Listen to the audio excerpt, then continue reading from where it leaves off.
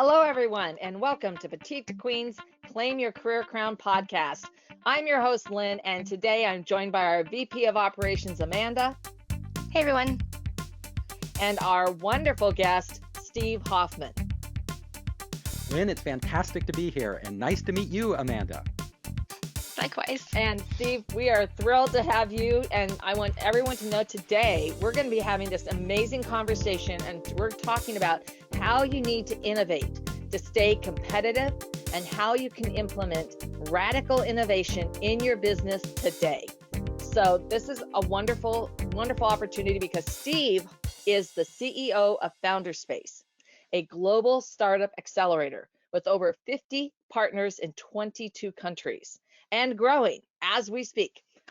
Every year, Steve mentors hundreds of startups, helping them overcome their biggest challenges.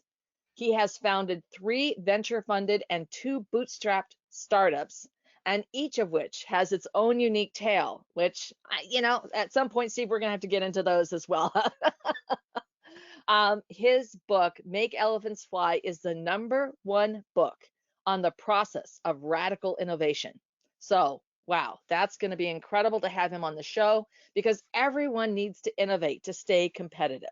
It doesn't matter if you're a startup founder, a corporate executive, a small business owner, a freelancer, or professional. There's a technology out there that's going to upend your industry. We are living in the who moved my cheese world, and it's accelerating. So this book that Steve has written is designed to help you implement the same innovation methodologies and processes as Silicon Valley's top startups. Steve, I am so grateful that you're on the show today. Thank you for joining us. Thank you for having me.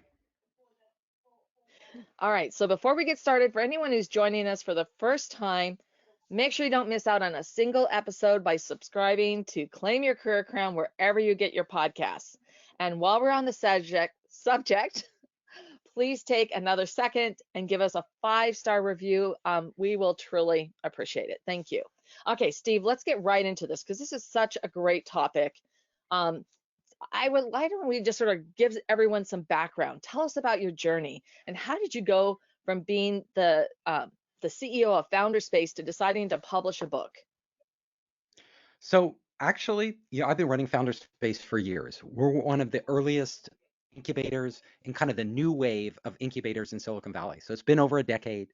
We started in the Valley, we spread all over the world. And what I've been doing is helping innovation teams at a very early stage, startups, come up with their ideas, execute on it.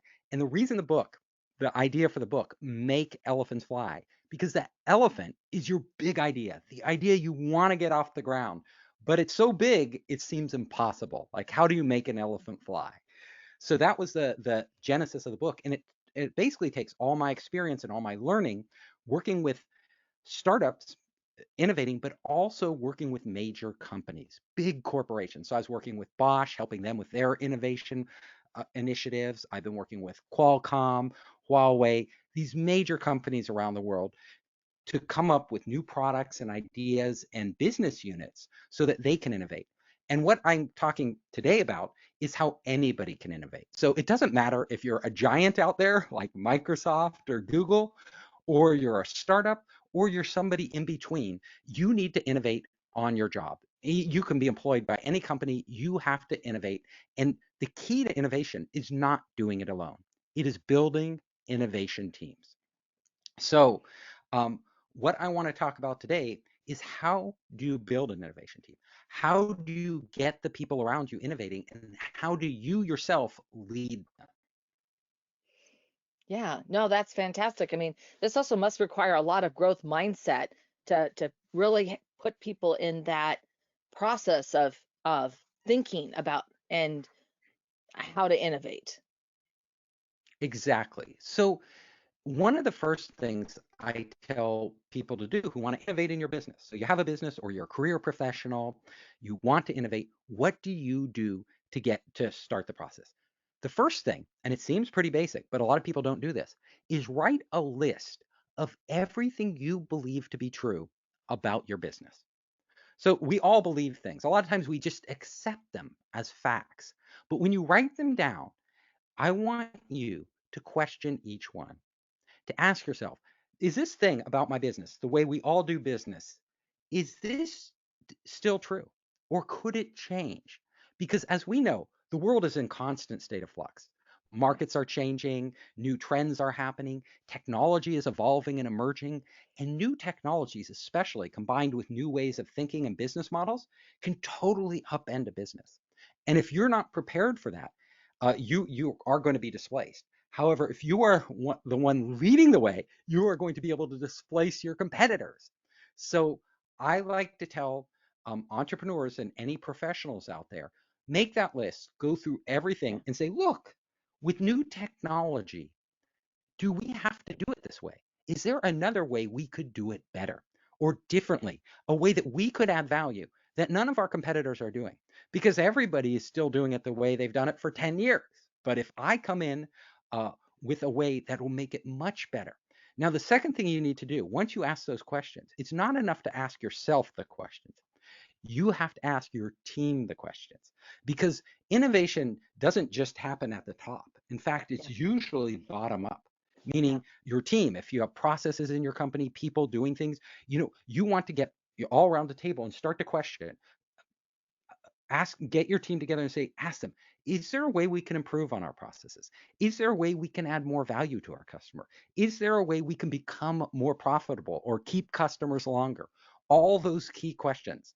And then the next step is to actually go to your customers. Because I will tell you, there is no better way to innovate than to get in front of your customers. And you're not going to be able to ask your customers, how should we change the process? They're not necessarily going to know. Or what product should we build? They're not going to know. But what you can ask them, and this is really important, is what problems are you having? yeah, What things drive you nuts? Where are you in pain? And suddenly, out of those, you can start to get a feeling, wow, if I could, this thing is a real problem for them and I didn't realize it. If I could solve that, none of our competitors apparently have a solution for it. But if I could come up with a solution for it, you know, either they'll stick with me longer, they'll refer me to other people, they'll pay me more. All of these things come out of solving problems and adding value to your customer. Now, your customer may not have a problem, but they may have something they want to achieve, an yeah, outcome they want. So, like, I want the process to go faster. I want it to be more profitable. I want to get more feedback along the way, an outcome. Now, the outcome doesn't tell you what the solution is, but it tells you that it's an arrow pointing in the direction of innovation. Oh, they want this to go faster. How can we speed it up? How can we use new processes and technologies in our business to actually if we could get them the answer faster, that is a high value problem to them. So really with your customers, you want to figure out the things that add value every step of the way to how they're engaging with you, what they want out of their business. So they may point and just say, look, nobody else is providing this particular service. Like we're getting all of this from, but if you could provide this particular thing that we're not getting and jump in there, wow, you would be golden to us. And then you don't just trust one customer because one isn't enough to make it worth your while. You go to multiple customers and start to see if they have the same issues, if they want the same outcomes. And then you go back with your team and you start, how can we make this happen? How can we achieve what our customers are asking for? Boom. That is the magic formula, the magic loop, the innovation loop that allows you to take your business to the next level. Yeah, very well said. And I really like how you describe innovation and where it comes from. Going one step further, what exactly is radical innovation? Or maybe said a different way, what differentiates innovation as being radical? So there are really two fundamental types of innovation. There's incremental innovation, where you build, like you do little things. And incremental innovation is good. Like, so you're making everything you do a little better along the way. And you're encouraging your team to do so. You're going to your team and saying, like, let's improve. How can we improve this? What can we do here? And everybody's coming up with ideas. Companies are doing that all the time.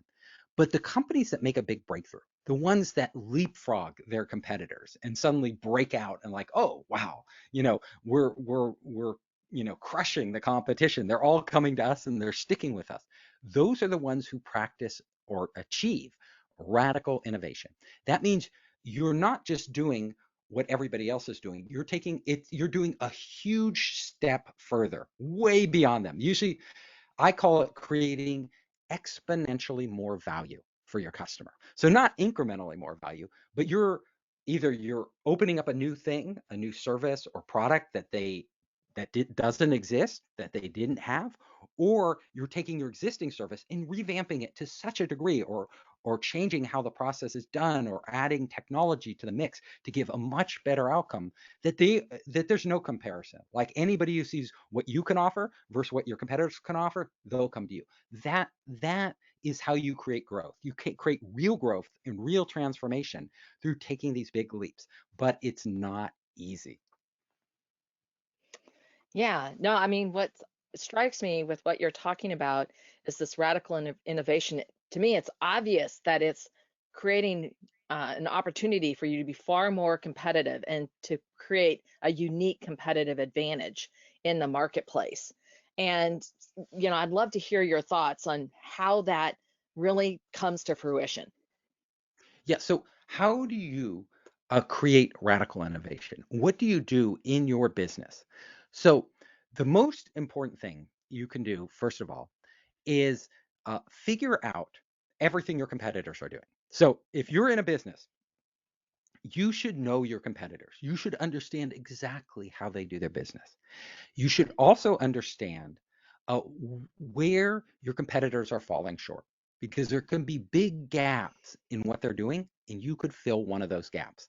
And if really what radical innovation is it's not the innovation itself. A lot of times you hear about these innovative companies and you go, oh, that makes so much sense. Amazon selling online, we look back on it, it's just logical. Like, why wouldn't you do it? But at the time, it was radical. Like, people weren't buying online. They were afraid to buy online. It was a crazy idea.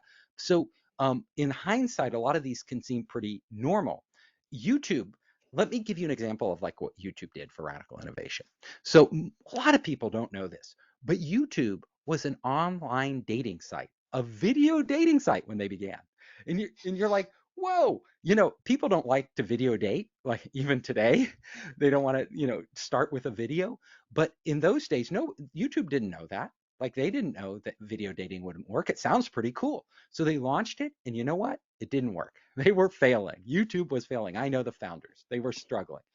And then what happened was uh, YouTube, as they were having problems, they wanted to share a video amongst their friends just for fun, this video they made. And they're like, wow, if we uploaded this video to our website, suddenly our friends could just download it. Video files are big, and especially when YouTube started, the internet was very much slower than it is today, and they had none of these cloud sharing services or anything. So they go, all we have to do is allow them to upload it just like they would a video dating video, and send the link. That simple thing of link sharing, pointing to a video, is what made YouTube. Now it's so simple. Oh, share a link pointing to a video online, but nobody had done it before. And when they enabled it, it just took off, because all these people out there, they wanted to share videos too. They wanted to upload their own videos and share them with their friends, and they wanted to, share viral videos, all this stuff. And all these people started coming to YouTube and just uploading their videos, and they grew exponentially. And that was a radical leap away from anything that online video had been before. Now, how did they come up with it, right? They identified something that they really thought they could use. So a lot of it always goes back to who the customer is. Like, a lot of great entrepreneurs out there, they discover something that they want and that they find really, really, really valuable. And then all of a sudden they find out, yeah, a lot of other people, like the whole world, needs the same thing. There's a company called Slack, the communication company. A lot of people said, oh, they started out to build a new next generation communication software. Honestly, they didn't do that. You know what they started out doing? Making a game. They were game makers. The founder of Slack wanted to make a game, and he made this game, he raised money, put it out there, and guess what happened? The game failed. Again, another failure. Most of these innovations come out of failure. So the game was failing, and the founder was like, oh, but what do we do? Like, I have to save the company. We're dying.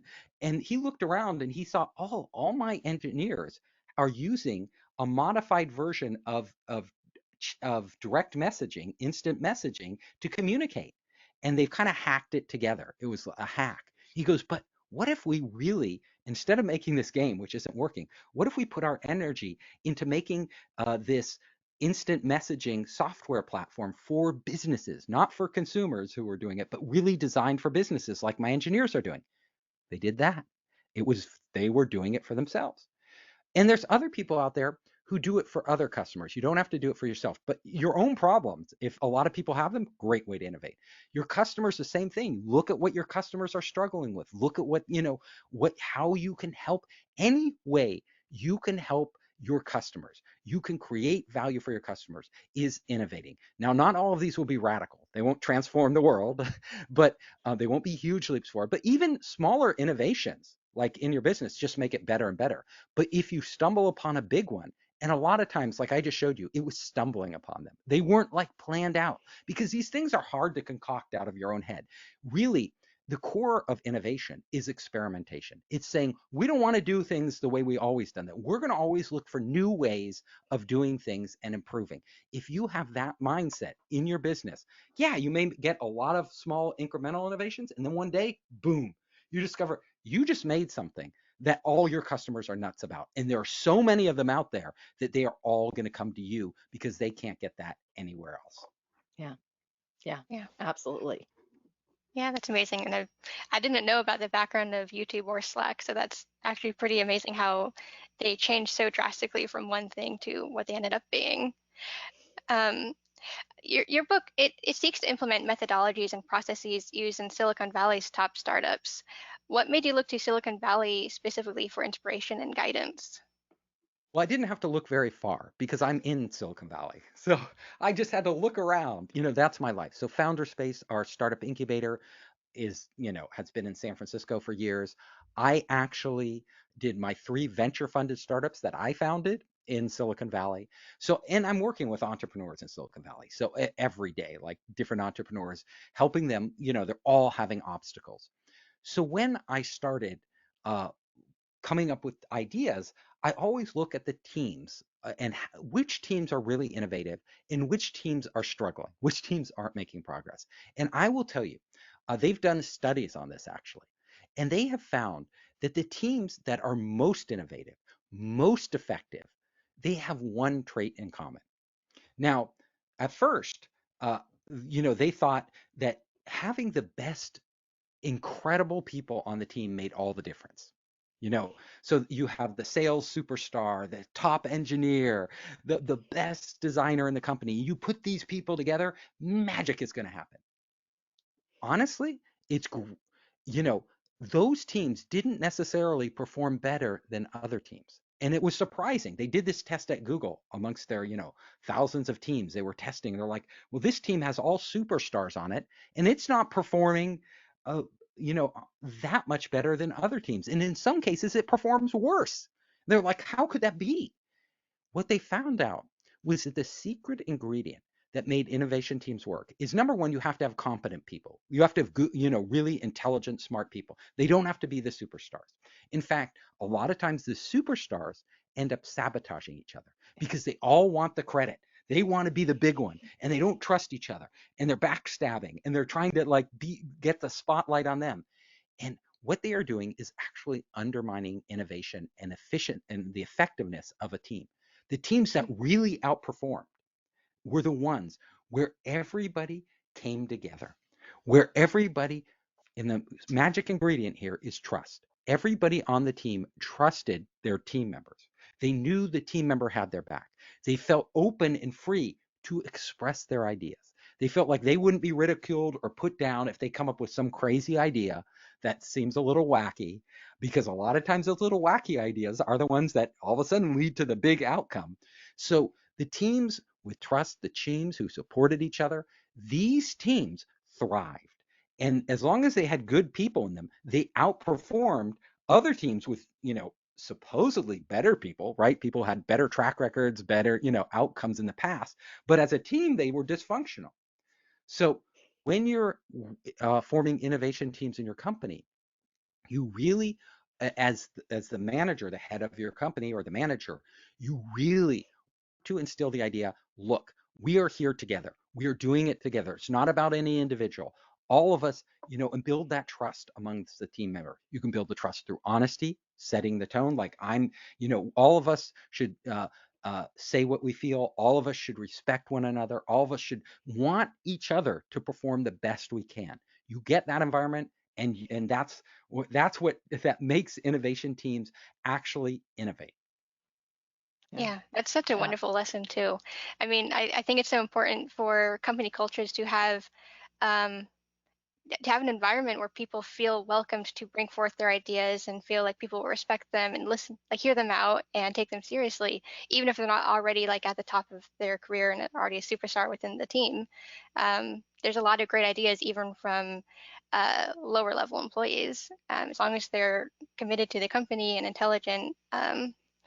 I think that's a really great lesson. And Yeah. I can And give you, you know, I yeah, go ahead. I'm gonna sometimes they see things that the people at a higher level do not see because they're not working it or living it on a daily basis. So their insights can be that radical opportunity. Sorry, Steve. Absolutely. So, you know, a lot of people think if it's their company and they're the entrepreneur, they have to come up with all the great ideas. Well, let me tell you, that's not how it works. Like if you are going to be a great innovation leader, you have to uh, rely on your team and your employees to do it. And you never know where the best idea is coming from. Elon Musk, granted, he's a pretty amazing guy, but he takes credit for a lot of ideas that he doesn't come up with. He didn't even come up with the idea for Tesla. That was another startup, and he was just an investor in that. So, but he's great at marketing, he's great at promoting, he's great at leading. What you want to do is not come up with the ideas yourself, honestly. Maybe you do. If you have a great idea, great, but your job is not to get everybody to do what you think they should do. You're, as a great innovation leader, your job is to find out what they're thinking, what's in their head. And I have a rule for all you people who really want to innovate, be great innovation managers. It is called ask, don't tell. And what do I mean by ask, don't tell? I mean, and I want you to try this. Go into work for the next week and every day, every single day, do not tell a single one of your coworkers or employees what to do. So, Lynn, I want you to do that. Don't tell a single person you work with what to do. Ask them. Now, it sounds crazy. Like, how could I be, I'm the boss. I know what to do. Like, just do it. Like, get it done. We've done this 100 times. I'm experienced. No, ask them. If you ask somebody, if you tell somebody, go do that, go do this, no, don't do that. All of a sudden, they're like a robot. They're just listening to you and taking orders. But if you go to somebody and said, what do you think we should do next, your employee? What do you think would be the best thing we can do? You know our goal. How would you do it better? Do you have ideas on how to do it better? Where, if you had to prioritize things, what would you think is our number one priority? Every time you ask a question, boom, your subordinate's mind is lighting up. Oh, my boss just asked me a question, how I would do this better. Well, okay, I'll think about it. Like I'll come up with, and they are suddenly becoming innovative. They're not doing things the way you've done them 100 times or 1,000 times. Now they're being challenged to actually think of how you could do it better. How do you think we could get more customers? How do you think we could become more profitable? How do you think we could, make the process more efficient? Ask, ask, ask, ask. And there'll be certain things. Let's say you're putting on an event. You've done it 1,000 times, this type of event. You know how it's done, but hold back. Don't tell them how to do the event. What do you think would make a great event? Do you have any ideas on how we could make this event better than anything we did in the past? And if let's say they come up with an idea that won't work, like you know this, you've tried it and it's failed. So you might say, instead of saying no, no, no, don't do it this way, do it the way this other way because I tried that and it doesn't work. Instead of saying that, you can say, um, you can say, oh, you want to do it this way. Well, you know what? This has been my experience in the past. We had these problems when we did it this way. How do you think we're going to overcome those problems? How do you think you could actually pull this off in a way that we couldn't do in the past? So you can turn everything around You don't have to agree to everything they're going to do. You can challenge them. You can give them more data, more information, Yeah. your experience, and then ask them. And they may come up with something you never thought of. And that is true innovation. So try it for the next week. Ask everything, don't tell, and you'll find your employees like their brains turn on. They're suddenly really creative, and they will be much happier. They'll love the job because all of a sudden, they're not being told what to do. They're the owner. Like you're making them the owner of whatever they're doing, and they can go off and they can experiment. They can try things. A lot of things they try won't work, but that's part of innovation. Yeah, absolutely. And I completely concur. I do, we do try to have a very innovative um, team and very collaborative. And even when I already sort of have an idea, I always ask and get that input. And once uh, my team members, like Amanda, takes the project, she just runs with it. And I don't need to know how she's doing it, or I mean, I just have absolute confidence that she's gonna be able to put something together that is amazing. And if she comes across something, she'll ask and she'll say, okay, this is what's sort of happening. I can do it this way or this way. What do you think? And so that's, I think that makes a really empowered team. And that's where, to your point, that everyone on that team is respected.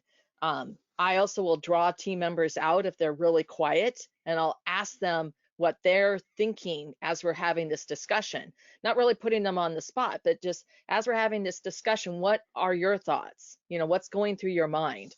That And is to really bring good, them by the way. forth so that the quiet ones could have an idea, and once again they're just not speaking up, so you draw them out.